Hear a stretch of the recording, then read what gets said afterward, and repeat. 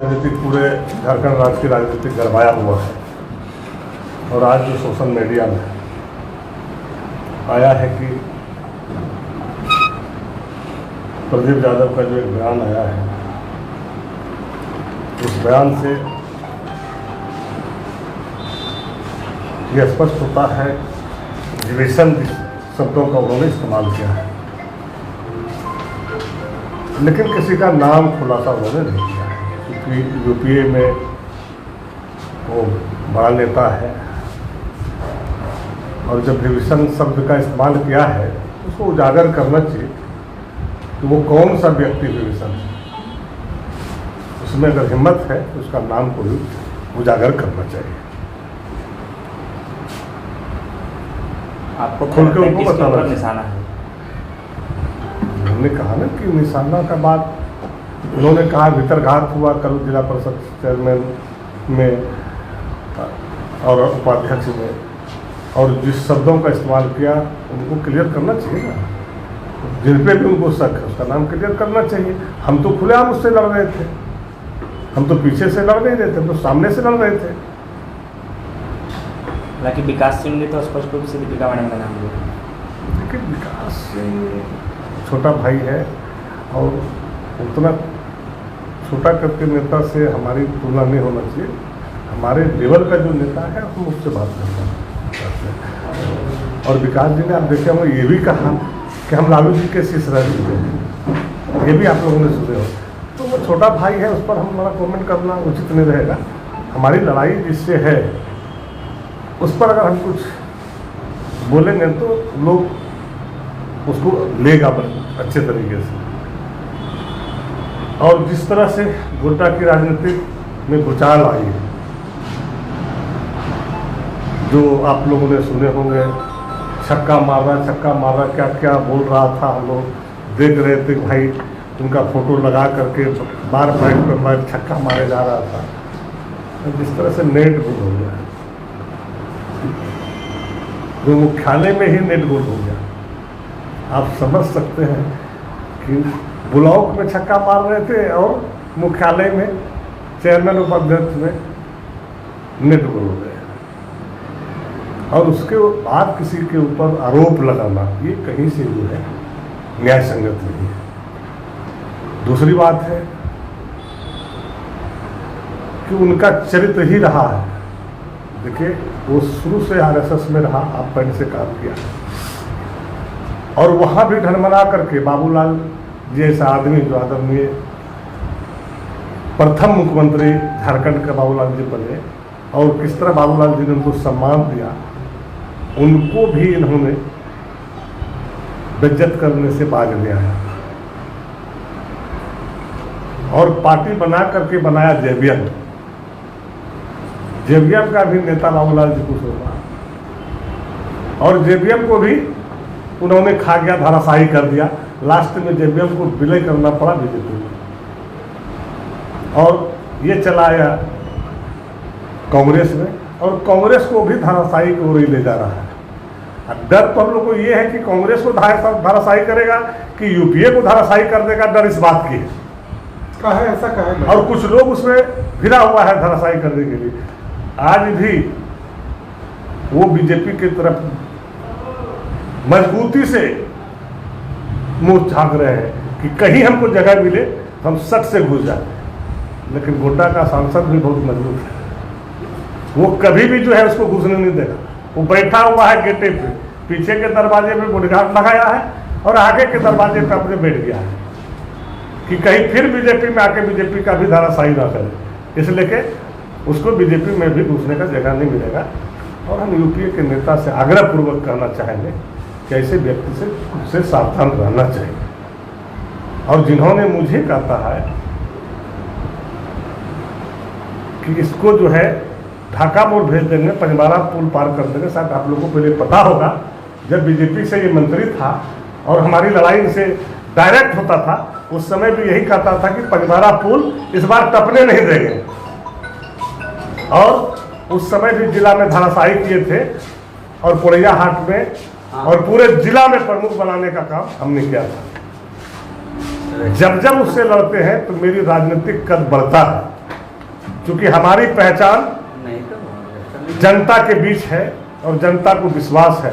एक आवाज में आप देखे होंगे कि 5वां बार हमने चुनाव यहाँ लड़ा गोड्डा विधानसभा में, और कभी भी मेरा वोट घटा नहीं। हर चुनाव में 15,000, 20,000, 25,000 वोट बढ़ा। इस चुनाव में तो 40,000 वोट मेरा बढ़ा, और उन्हीं के साजिश के तहत हमने चुनाव हारे। उन्होंने हमारे साथ खेल किया, मेरे पेट में घुस करके उन्होंने चाकू मारने का काम किया है। वो 3 पंचायत में जो हमारा सरौनी में खेल हुआ है, इनके जेडीएम के कार्यकर्ता ने जो है हमारे साथ धोखा किया, गठबंधन कर करके आज सारे लोगों ने बोल रहा है।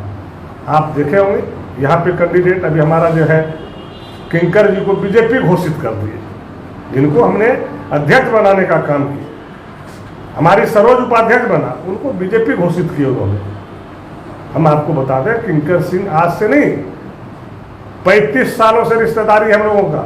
जब हम गोड्डा में लड़ने के लिए भी नहीं सोचे थे। इनका और रिश्तेदार मेरे पंचायत में है, शायद आप लोगों को नहीं पता होगा।